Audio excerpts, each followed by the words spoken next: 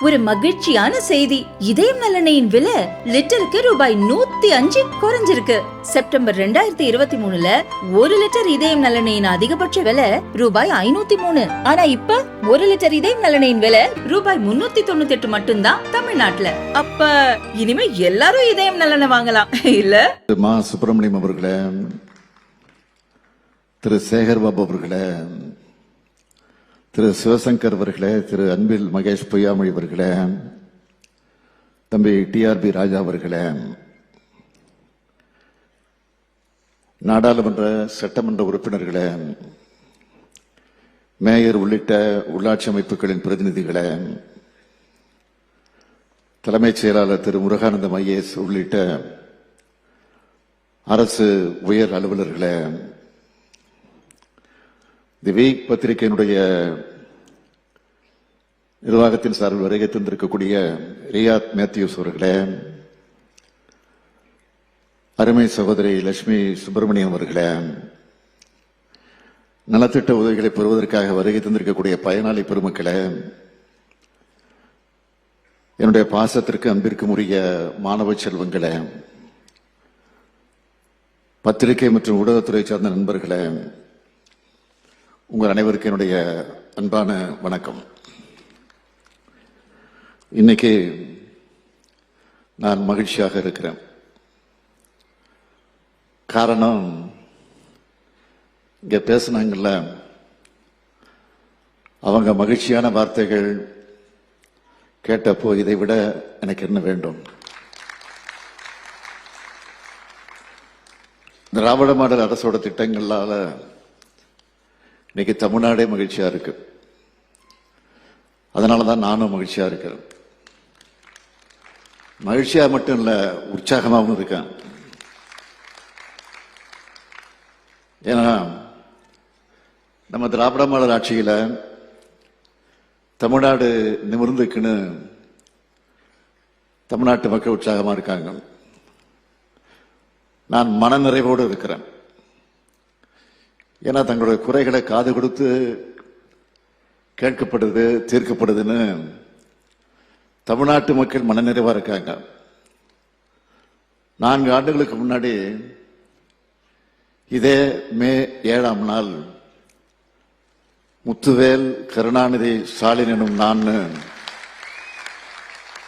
முதலமைச்சரா பொறுப்பை ஏற்றுக்கொண்டேன்.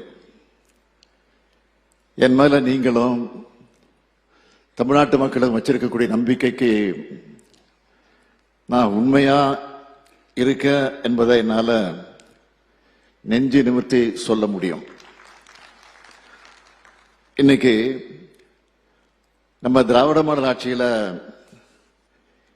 எதெல்லாம் இல்லைன்னு பட்டியல் போடணும்னா எதெல்லாம் இருக்குன்னு பட்டியல் போட்டிருக்கோம், சாதனை பட்டியலை போடுவோம். ஆனா இப்ப நான் சொல்ல இருப்பது, ஆட்சியில இந்த திராவிட மாடல் ஆட்சியில எதெல்லாம் இல்லைன்னு பட்டியல் போடணும்னா வறுமை இல்லை, பட்டினிச்சாவு இல்லை, பணவீக்கம் இல்லை, பெரிய சாதி மோதல்கள் இல்லை, மத கலவரங்கள் இல்லை, வன்முறைகள் இல்லை, இப்படி சமூகத்தை பின்னோக்கி தள்ளக்கூடிய தீயவை இல்லை. இல்ல இல்ல இல்ல என்ற சூழ்நிலை தான் இன்னைக்கு நாம் உருவாக்கி இருக்கிறோம். நம்ம திராவிட மாடல் அரசோட திட்டங்களால பயனடைஞ்ச பலரோட குரல்களை இங்க எல்லோரும் கேட்டோம். இன்னைக்கு நேர்ல கேட்டிருக்கலாம். ஆனா உங்களை மாதிரி பலவருடைய குரல்களை கடந்த 4 வருஷமா நாள்தோறும் கேட்டுக்கிட்டு தான் இருக்கோம். என்னை பொறுத்த வரைக்கும் நான் ஒரு கையெழுத்து போடுறேன்னா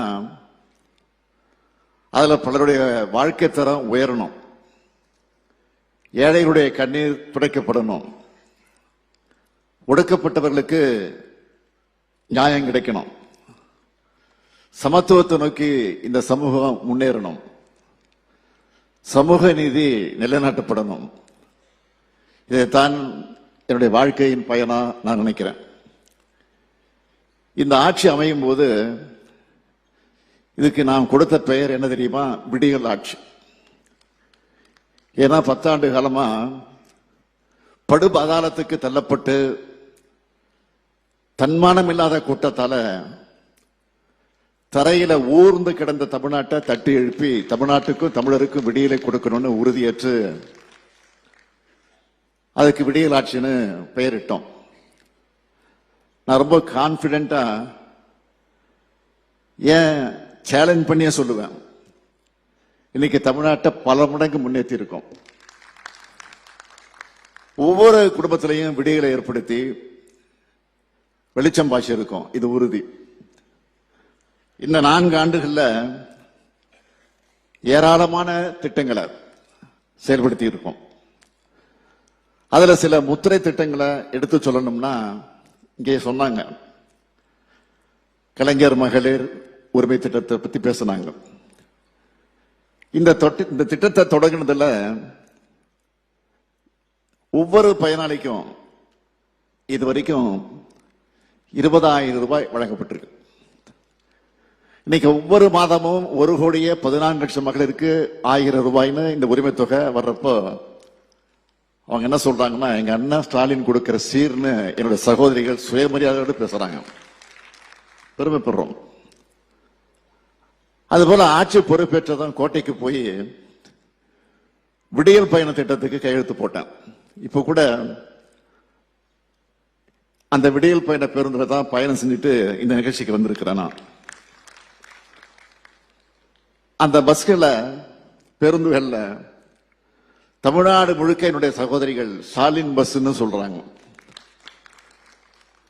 இந்த திட்டத்தில் இதுவரைக்கும் 685 கோடி பயனாளிகள் பயணங்கள் 685 கோடி பயணங்கள் செஞ்சிருக்காங்க. அது மட்டுமல்ல, நம்ம ஆட்சி பொறுப்பு வர்றதுக்கு முன்னாடி இருந்ததை விட இப்போ மகளிர் மேற்கொள்ளக்கூடிய பயணங்கள் 86 விழுக்காடு அதிகரிச்சிருக்கு. அடுத்து இந்தியாவுக்கே முன்மாதிரிய திட்டமான முதலமைச்சருடைய காலை உணவு திட்டம். இந்த திட்டத்தால நாள்தோறும் 18 லட்சம் குழந்தைகள் வயிறார சாப்பிடுறாங்க. இந்த திட்டத்தை ஆரம்பிக்கிறதுக்கு முன்னாடி இருந்ததை விட இப்போ குழந்தைகள் பள்ளிக்கு வர்றது அதிகமாகி இருக்கு. குழந்தைகளோட கற்றல் திறன் அதிகரிச்சிருக்கு. ஊட்டச்சத்தும் அதிகரிச்சிருக்கு. இது குழந்தைகளுக்கான திட்டம். அடுத்து பாத்தீங்கன்னா இளைஞர்களுக்கான புதுமை பெண் மற்றும் தமிழ் புதுமை திட்டங்கள். இந்த திட்டங்கள பயனடைஞ்சவங்க இங்க பேசினாங்க. இந்த திட்டங்களை பொறுத்த வரைக்கும் இது வரைக்கும் 9 லட்சம் மாணவிகளும் 4 லட்சம் மாணவர்களும் சுமார் 13 லட்சம் பேர் பயனடைஞ்சிருக்கிறாங்க. இதனால கல்லூரிகள்ல மாணவ மாணவிகளுடைய சேர்க்கை விகிதம் அதிகரிச்சிருக்கு. இப்படி ஒவ்வொரு பிரிவினருக்கும்னு மாற்றுத்திறனாளிகளுக்கான திட்டங்கள், திருநங்கையருக்கான திட்டங்கள், அரசு ஊழியர்கள் மற்றும் ஆசிரியர்களுக்கான திட்டங்கள், விவசாயிகளுக்கு, நெசவாளர்களுக்கு, தொழிலாளர்களுக்கு, மீனவர்களுக்கு, ஆதிதிராவிடர் பழங்குடியினர் பிற்படுத்தப்பட்ட மிகவும் பிற்படுத்தப்பட்ட சிறுபான்மையின மக்களுக்கான முன்னேற்ற திட்டங்கள், இப்படி எல்லாருக்கும் பார்த்து பார்த்து திட்டங்களை செய்யறோம். அந்த திட்டங்கள் எல்லாம் எடுத்து சொன்னா இந்த ஒரு நாள் பத்தாது. நம்ம திராவிட மாடல் அரசை பொறுத்த வரைக்கும் அனைத்து துறை வளர்ச்சி, அனைத்து மக்கள் வளர்ச்சி, அனைத்து மாவட்ட வளர்ச்சி, அனைத்து சமூக வளர்ச்சின்னு எல்லாருக்கும் எல்லாம் என்ற வளர்ச்சியை ஏற்படுத்திட்டு வரோம். அதனாலதான் சொல்றேன், இது உதயசூரியன் கொடுக்கக்கூடிய புதிய விடியல். இது மட்டும் இல்ல, ஒன்றிய அரசு வெளியிடுகிற எல்லா புள்ளி விவரங்களையும் பாத்தீங்கன்னா நம்முடைய தமிழ்நாடு தான் முன்னிலையில முதலிடத்தில் இருக்கு. ஒன்றிய அரசு விருதுகளை வாங்கி குவிச்சுக்கிட்டு இருக்கிறோம். இதெல்லாம் தனிப்பட்ட ஸ்டாலினுக்காக அந்த விருதுகளா பாராட்டுகளா நான் நினைக்கல. இது தமிழ்நாட்டுக்கு கிடைக்கக்கூடிய பாராட்டுகள், உங்களுக்கு கிடைச்சிருக்கக்கூடிய பாராட்டுகள். ஆட்சி பொறுப்புக்கு வந்த சில மாதங்கள்லயே பல ஊடகங்கள் இந்தியாவுடைய நம்பர் 1 சிஎம்னு சொன்னாங்க. அது எனக்கான பெருமை இல்லை, எனக்கு வாக்களிச்ச தமிழ்நாட்டு மக்களுக்கான பெருமை, பாராட்டு. ஏன்னா உங்களுக்காக பணியாற்றுவது மட்டும்தான் என்னுடைய கடமை. அந்த கடமையை நான் சரியா செஞ்சுக்கிட்டு இருக்கிறேன். அதனாலதான் இப்போ தமிழ்நாடு இந்தியாவிலேயே பொருளாதார வளர்ச்சியில முதலிடத்தில் இருக்கு. 9.69 விழுக்காடு. வரலாறு காணாத பொருளாதார வளர்ச்சி இது. என்னை பொறுத்த வரைக்கும் நம்ம திட்டங்கள் மூலமா மக்களுக்கு பயன்படக்கூடிய மட்டுமல்ல, சமூக பயனும் அதனால் சென்றடையணும். அதுதான் எங்களுடைய நோக்கம். சிம்பிளா சொல்லணும்னா, இது வழக்கமான ஆட்சி அல்ல, அனைவருடைய வாழ்க்கை தரத்தை உயர்த்துகிற ஆட்சி.